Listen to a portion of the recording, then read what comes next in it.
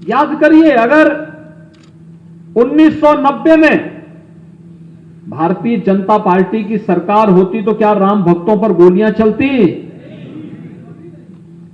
लेकिन भाइयों बहनों, जिन लोगों ने राम भक्तों पर गोली चलाई, क्या उनको माफ कर देंगे? भगवान राम माफ नहीं करेंगे। भारतीय जनता पार्टी की केंद्र और प्रदेश में सरकार आई तो अयोध्या में भगवान राम का भव्य मंदिर के निर्माण का मार्ग प्रशस्त हो रहा है कि नहीं हो रहा है?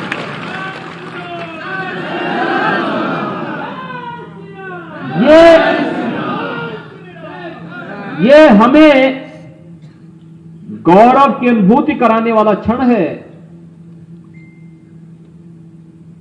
यह हमारे लिए गौरव की अनुभूति कराने वाला अवसर है। अयोध्या में भगवान राम का मंदिर बनना, 135 करोड़ भारतीयों के सीने को दुनिया के सामने मजबूती के साथ उठाने का एक अवसर भी है कि हम लोगों ने अतीत की, मध्यकाल की, गुलामी के कालखंड की एक गलती का परिमार्जन किया है और आज अयोध्या में भगवान राम का भव्य मंदिर का निर्माण कार्य हो रहा है। एक अवसर है हमारे पास कहने के लिए, स्वाभिमानी समाज गुलामी की बेड़ियों को बहुत दिनों तक नहीं सहन कर सकता।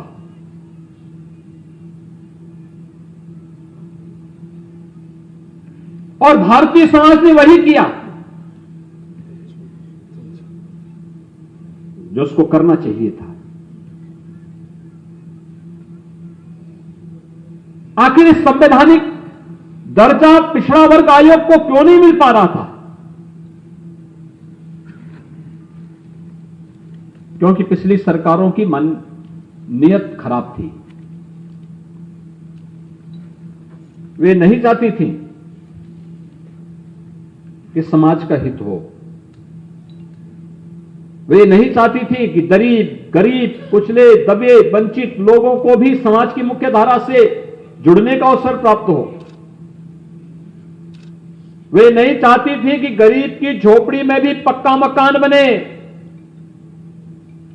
वे नहीं चाहती थी कि गांव में जिन लोगों का मकान गांव में मौजूद है, उसका स्वामित्व योजना में उनका मकान का पट्टा की जमीन का रेवेन्यू रिकॉर्ड उस परिवार को प्राप्त हो।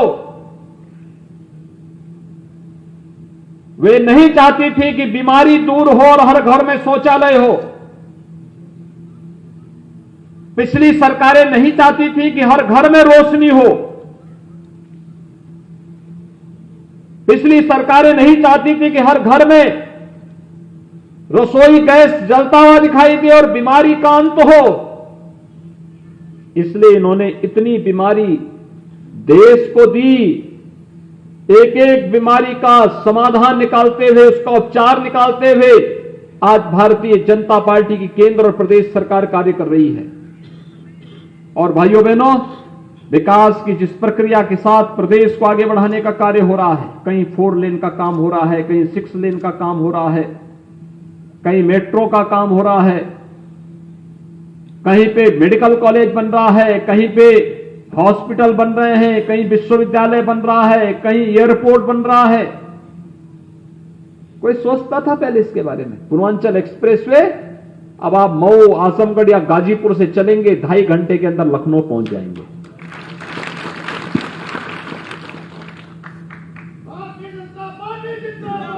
भाइयों बहनों, ये काम पहले क्यों नहीं हुआ? आजमगढ़ में विश्वविद्यालय बनना चाहिए, ये काम पहले क्यों नहीं हुआ?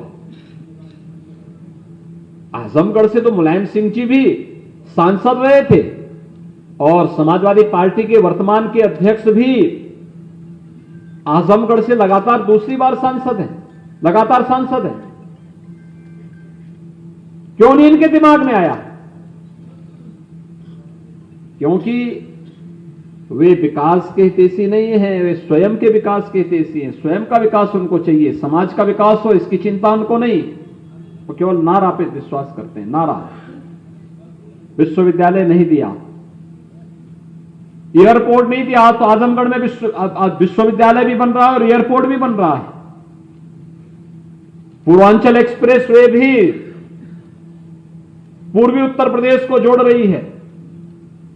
आजमगढ़ में भी, मऊ में भी, गाजीपुर में भी, अंबेडकर नगर, सुल्तानपुर, रायबरेली, बाराबंकी, ये सभी जनपदों में विकास के पार संभावनाओं को लेकर के आगे बढ़ेगा। और इसलिए भाइयों बहनों, आज हम सब आपके पास आए हैं कहने के लिए 2022 पे सबकी निगाहें होंगी और निगाहें दो प्रकार की होंगी। एक, जहां पर भारत के हित में सोचने वाली सभी ताकतें चाहेंगे कि भारतीय जनता पार्टी की सरकार फिर से उत्तर प्रदेश में बने, और दूसरी तरफ होंगी जो नहीं चाहती कि भारत दुनिया की एक ताकत बने, जो नहीं चाहती हैं कि उत्तर प्रदेश देश की सबसे बड़ी अर्थव्यवस्था के रूप में उभरे।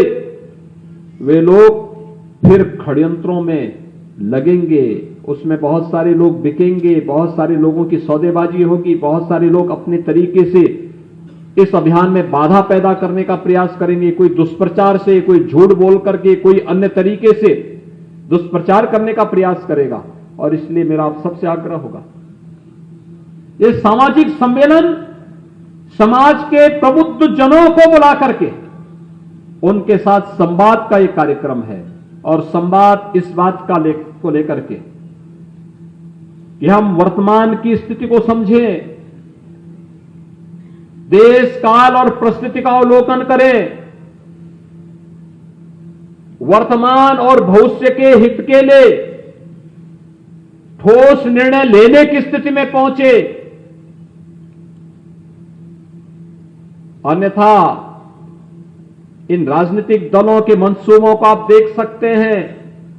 भारत को टुकड़े टुकड़े में बांटने के मंसूबे के साथ जो व्यक्ति नारेबाजी करता रहा हो, वह समाजवादी पार्टी के अध्यक्ष से मिलने के लिए क्यों आया है? उसकी मंशा क्या है? वो कहां ले जाना चाहता है प्रदेश को? ये सभी चीजें हैं जो हम सबकी आंखों को खोलने वाला होना चाहिए।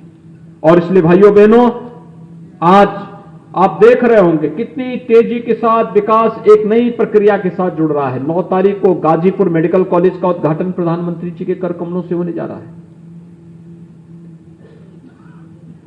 अभी चंदौली में मेडिकल कॉलेज का शिलान्यास मैंने पिछले 15 दिन के अंदर किया है। कुशीनगर के मेडिकल कॉलेज का शिलान्यास प्रधानमंत्री जी के कर कमलों से 3 दिन पहले हुआ है। सिद्धार्थनगर, एटा, हरदोई, गाजीपुर, मिर्जापुर, प्रतापगढ़, फतेहपुर,